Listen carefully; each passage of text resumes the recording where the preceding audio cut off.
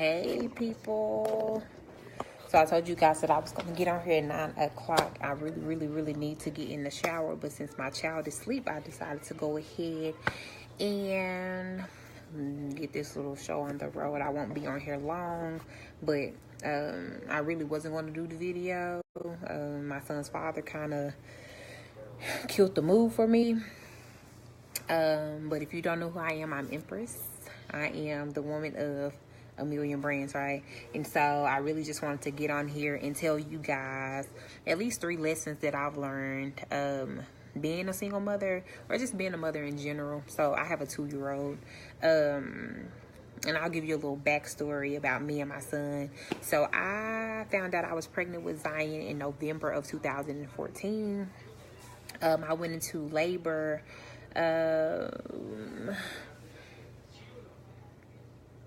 April the 28th, I believe, and I was 7 months pregnant. So he was 30 weeks gestational, and so he was a preemie.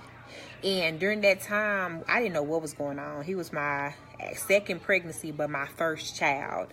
And I started having contractions at work. And so I really just thought I was in pain. And fast forward, I ended up getting admitted into the hospital. They told me, hey, we will have to give you a steroid. This baby is trying to come and we need to keep him in. He was only 3 pounds and 8 ounces. I was in labor for a little over 48 hours. And then I gave birth. I gave birth to a 3 pound, 8 ounce baby boy. I didn't get to hug my baby. I didn't get to hold my baby. I didn't get to see my baby. I pushed him out. They put him in a bed. They robed him to NICU at Baylor Hospital. That was at 9:28 that night, May 1st, 9:28. And I didn't get to see my baby until 2, maybe 3 a.m. the next morning. And that was to take him some milk. He was literally about this big. Zion was in the hospital for about 37 days, in which his father showed up 2 times. It was a little issue going on with paternity and things of that nature. And so that's just my truth. It was a possibility that it could have been Preston or this guy that I had been involved with in Houston. Paternity test results came back. Found out Preston was the father. And so this was all during the time that Zion is in the hospital. By the time Zion got to the house, mind you, his dad was pretty much home with me, but never at the hospital. So there was days that I faced postpartum depression. There was days that I went 72 hours without getting sleep. I had knew nothing about being a mom. I knew nothing about being the mom of a premature baby. I caught mastitis in my right breast. I was going to have to get admitted into the ER. And so it was just all of this stuff going on. And I was like, Lord, why me? Like, why is this happening to me? You gave me a second opportunity to give birth, a second opportunity to get pregnant, and this has to be the hardest thing in the world. And so the day Zion is due to come home, it was July 6th. Well, maybe, no, it was June 6th. The day he was, 37 weeks. So the day he was due to get home, Preston drove me to the hospital. We picked him up, assembled him in his little car seat, and we got him home. And my mom was excited to have him here. And so my mom watched him for like 14 months, the first 14 months of his life. He would go to the office with my mom. He would do pretty much everything. And so, you know, it was a little even challenging at the beginning, having to go to doctor's appointments alone, having to just, you know, adjust to being a mommy. So I really won't get into the gist of me and his relationship, but I will just let you guys know that being a mommy overall is hard. Being a single mom with little help is sometimes even harder. But I come from a family with nothing but strong women. So it was like I'm almost destined to be successful and to succeed at being a mom, because number one, there's no manual to parenting. So what works for some people may not essentially work for you, but that doesn't mean that you can't take notes. And so again, nobody in my family had ever had preemies. Zion had I love you too. Zion had really bad acid reflux. So There was one night, we would sleep with my mom when we came home because he was itty bitty. And by the time he got home, I was exhausted. I was exhausted to the point to where I would sleep so hard I wouldn't even hear Zion in the bed with me. And so my mom was really, really helpful in the process of nurturing him, you know, when I would be asleep or when I would need to get rest, and then so on and so forth when I returned back to work and things of that nature. But he had really bad acid reflux, and so it was this one night he laid down and he stopped breathing, and my baby probably was maybe like 2 months, maybe like a month or two, and so it scared the hell out of me, and it happened on maybe 3 or 4 occasions. And so these are some of the things that I don't talk about, but his first little 6 months of his little life was rough. He really never got admitted back into the hospital, but I think the acid reflux part and having to learn, you know, to sit him up after you feed him, to, you know, to lay him on his side, or to make sure that he eats at this certain time, and it was just so many things I had to adjust to because he had already had a little schedule of his own being in the hospital. And so number 2, one of the things that I learned being a single mom is that you have to ask for help, and it's okay to ask for help because you can't do it by yourself. And even if that is just letting somebody know, like, hey, I need to take a nap, hey, I need to run to the store, hey, do you mind helping me? Like, it's okay. It doesn't make you any less dependent than anybody else. It doesn't make you a bad person. It doesn't make you irresponsible.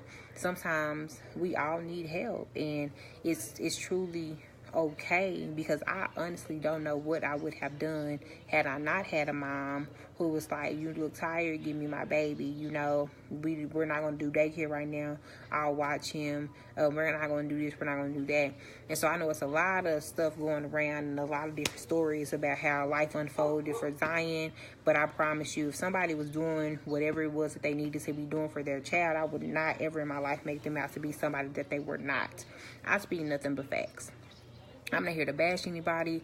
I'm not here to talk down on anybody. I'm not here to make anybody look less than. I can't make anybody look like something that they're not. People on the outside looking in are the only people that can make you look like something you are not. My thing is I stand in my truth. I walk in my truth. And so I identify as a single mother. I identify as somebody who goes the majority of the year providing for my son, who goes working 60 plus hours a week or 56 plus hours a week, give some, take some, to make sure that my son has everything that he needs, and I ask for the bare minimum. So if we really want to get into the gist of things, we can, but I won't. So at the end of the day, to clear my character, if somebody was doing whatever it was that they were supposed to be doing, I would applaud them, and I would praise them, and that would just be that. So, number 3, he taught me patience. He taught me a lot of patience, again, because it's something new. It doesn't come with a manual, so you really have to learn your child. You have to readjust to life. You have to relearn some things. You have to think before you act. There's a lot of things that goes into being a parent. I got the hiccups, I'm sorry. And so he taught me patience. He taught me how to think rationally. He taught me how to plan effectively. He taught me how to save. And so it's a lot of things that he taught me. And then number 4, I think, and I said 3 lessons, but I think number 4, something that Zion taught me was that during the process, when you become a mom, when you transition from like single life to mommy, you lose friends, and you lose people who may not quite understand the fact that life is a little different. You can't move how you used to move because now you have to put somebody else first, and you have to think strategically before you can go on that trip, before you can go to that club, before you can do all this. I got to make sure my son is straight, you know, and those are no longer a necessity for me. So at the end of the day, that was one thing. And I think the last thing that Zion taught me, or that Zion gave me, was strength. I never really knew how strong I was until my son was in the hospital for 37 days. Then I would have to get up every day and drive to Baylor, even when I was tired, even when I went 48 hours without sleeping, even when my eyes and my body gave out on me, even when I was not eating, even when I was just like, I don't know what I would do. I feel lost because a part of me was away from me for 37 days. So I didn't have that mommy baby bonding moment when I gave birth to him. I had my baby and did not get to hold him, you know. And so that bothers me because I didn't get to lay my baby on the chest. I didn't get to make that connection. I didn't do skin to skin with Zion until maybe he was 3 days old because he was in the incubator.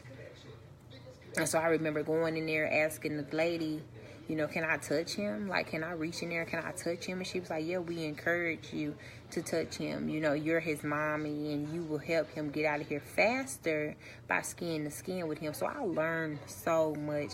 I learned the proper technique to wash your hands before you can even go in the room and see him. This became my everyday routine, to go up there and sit with him, to read with him. And most of this I did by myself. So it wasn't easy. It wasn't nobody that I could talk to, that I could relate with. It wasn't nobody who understand. People barely called and checked on you after you had the baby. A lot of people faded away. I mean, they say they're going to be there, but then they really not there. And so you deal with going through a lot of things and making a lot of adjustments. And so I've learned a lot of lessons as a single mom, and it's never easy to get on a social media platform because you really just don't know how people are going to take the information you're going to give. So you really have to be okay with being transparent. You have to be okay with what people are going to say. You have to have tough skin because sometimes people will try to get underneath your skin just to make themselves look good. Then at the end of the day, the proof is always in the pudding. So I will say that. The proof is always in the pudding. This is not a competition. This is about a child. This is about a child that needs both parents, no matter whatever, I don't know, vendetta that you may have amongst each other.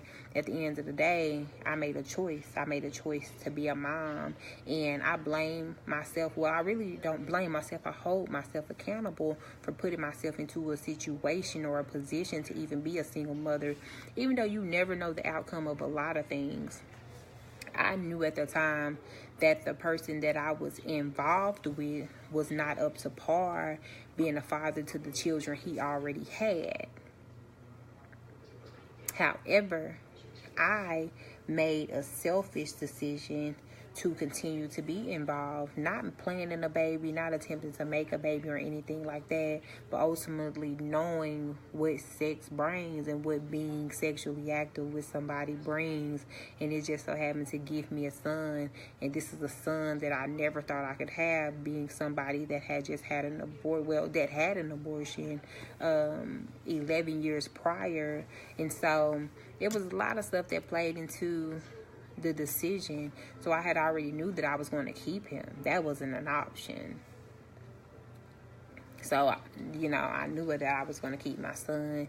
And, I mean, it's sad that it happens that way, because you would think that one day somebody would have an aha moment to say, my kids need me, or my son needs me, or let me call and see how he's doing today, and let me call and see, or let me just drop by the daycare and see if he got $2 for pizza. You know, let me pick him up today. Let me lessen the load for his mama this weekend. Let me just call and say I'm going to come pick him up. Let me spend some, you know, you would just think. But it's so hard sometimes to even have an effective co-parenting relationship when people seem to they can't get on one accord, because it's too personal, and feelings may still be involved. So it makes it a lot harder to just even be able to communicate on a positive level, on a level to where it's comprehended without that attitude, without the unnecessary drama. Because at the end of the day, it's about the kids. It's not about how you personally feel about me. It's not about this. But when you get disrespectful for no reason, or when you try to make me look a certain way when people know the truth, when people see it every day. You know, when the same people follow me, follow you, and they play both sides or whatever the case may be, at the end of the day, the kid is the primary, it's the number one priority. So none of that even matters. Social media doesn't matter. Social media doesn't make you a mother. It doesn't make you a father. Posting shoes and shit on social media doesn't make you better. Doesn't make you less than. Kids don't even care about all of that. Kids don't even know what all of that is about. At the end of the day, it's about time. Invest time into your kids. Pour time into your kids. Love your kids. You would think that somebody was asking for some like $1 million. Child support wouldn't be an issue. Child support wouldn't even exist if people took care of their kids and understood that you have a responsibility as well as that person has a responsibility. It's not about anything. It's about them. Especially when people don't ask you for nothing. You would think you would just assume that maybe today he ran out of pull-ups. Maybe today he need a gallon of milk. It's only $1.78 at Walmart. Maybe them shoes that I bought him 2 months ago, maybe them shoes have got a little small and I need to call and see if he needs some new shoes. Or just maybe I can go pick him up and go throw a football with him. Because building memories with your kids means something. My daddy said, fuck me. After 27 years of chasing this man and trying to build a relationship with him and trying to do all of this, and when you in and out of jail and I still let you walk back in time and time again or whatever. My mama never said nothing negative against him. My mama had to let me see for myself that I was chasing nothing all of these years. So here I am putting my son to be set up in the same situation to where one day he gonna want to know, he gonna have these answers, we'll have these questions, and I may not have an answer for him, but I'll never negatively speak on his father. I'll tell him his daddy love him. He just got a funny way of showing it. His daddy think about him every day. I even go out of my way to call his daddy so he can see his face. When we live in the same city with each other, used to stay 5 minutes down the street from each other. So for all of you who like to go back and report what's on my page, child support hasn't been paid since June. But I'm taking donations since y'all like to run y'all mouth so much. Somebody tried to tell me I wasn't a single mom. Y'all better look up the definition. Y'all better look up the definition, because there's so many of y'all that can relate to what I got going on. But y'all be so worried about what I got going on. Y'all can't even focus on y'all shit. Y'all ain't even swept around y'all door lately. But y'all worried about Empress. When you speak on my name, tell them I'm a damn good mama. I bust my ass for my son day in and day out. I own a small business. I published a book. I graduated with a bachelor's degree. That don't make me better than none of y'all. But at least say something positive about me, because half of y'all don't even know me. Y'all know me based off of what y'all see on Facebook. Or y'all think y'all know me based off of what somebody done told you about me. But y'all already know. If it's anything that y'all want to know about me, I'll tell y'all myself. Somebody told me today I think I'm perfect. Y'all know that. Y'all know that's a damn lie. I don't put myself on no pedestal. I tell y'all my business because it's relatable. I go through shit that everybody going through. Y'all just don't even be knowing it. So, I say that to say being a mommy isn't easy. Really, it's the most rewarding job that I've ever had. I never know what I'm going to get from my baby. He keep me going, so I just say live on y'all kids, man. And if it ain't right, make it right. At the end of the day, it's never too late. These kids need their parents. They need both parents to actively be involved in their lives, to actively make a contribution to their life, to make an impact on their lives. They didn't ask to be here. you know? And so I just hope it get better. Shout out to all the active dads. What about being a dad? I don't understand the question. I'm not a dad, so I can't speak on being a dad. Maybe one of my followers can get on here and speak on being a dad. I can't speak on that.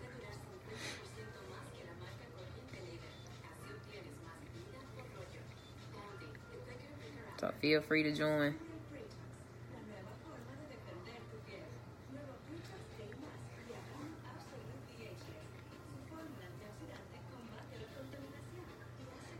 But yeah. So I just had to get on here and say that. Have a moment of truth, moment of transparency. About my little old life. It's been exciting though. You know, you get to learn something new. I look forward to seeing him every day. He literally is one of the smartest little 2-year-olds that I know. He's full of life, has a great personality. Talk noise though. He really does. He talk noise. But he keep me going, man. He keep me going. He pushed me literally to my limits every day. But it don't get no better than being a mommy. So I think everything I do for him. So he gave me new reasons, you know, to smile and to laugh and to cry and to cheer. Even when he telling me, yay, you did it, after I pee on the pot, like I haven't been peeing on the pot for a long ass time now. So, yeah. I'm going to introduce a Ask Imp thing or whatever, a Q&A styled live video that I'm going to bring every Monday. And so I'll be looking out for that flyer. I love you, baby mama. I love my baby mama. I never let her go. You know, I be trying to speak on those controversial topics that don't nobody speak on. Because so many of us go through it. And they people fail to realize, like, women, we hate each other so much. We the only other person that can relate to what you got going on because we ain't been there. And I think that's why a lot of people don't like me. Then again, that's why a lot of people love me, because I am so open and transparent. But then I've already said I feel like I'm a vessel. So God equipped me to be able to speak on things, to speak for y'all, to say how y'all feeling, to say how y'all, you know, you don't even know how you feeling. You can't put it into words. And I really just get on here and talk. It's not about who share it. It's not about who comment. It's not about who do this. At the end of the day, it's therapeutic for me. The topic is 3 lessons that I learned being a single mommy. Really just talking about being a single mommy and how I've accepted full responsibility for putting myself in a situation to be a single mother. So it gets better though. I'm still smiling. But yeah, sometimes people try to like throw you off, and people try to hit you with a curveball to knock you off your horse. It ain't even got to be a high horse.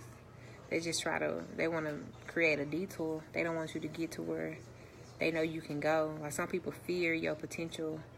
Some people fear the levels that you will reach. And so they try to do anything and everything in their character to destroy you on sight. Because they know that when you finally tap into that it, or they finally tap into yourself, that you're going to be one hell of a force to be reckoned with. And people know that about me. I don't know what y'all see, but everybody see it. And so the day that I tap into it, I'm going to be one hell of a force to be reckoned with. And I think I'm almost there. So I'm going to keep posting, and I'm going to keep talking, I'm going to keep sharing these stories. If you haven't listened to the story about the abortion I had at 13, I'll repost that video for you guys. If you haven't listened to the video about me growing up without my father, I'll reshare that video as well for you guys. The next topic I'm going to talk about is dating as a single mom, and so be looking out for that flyer. And so I'll probably do it next Thursday. So yeah, I'm excited. Hopefully you guys are excited. I really thank you guys for tuning in.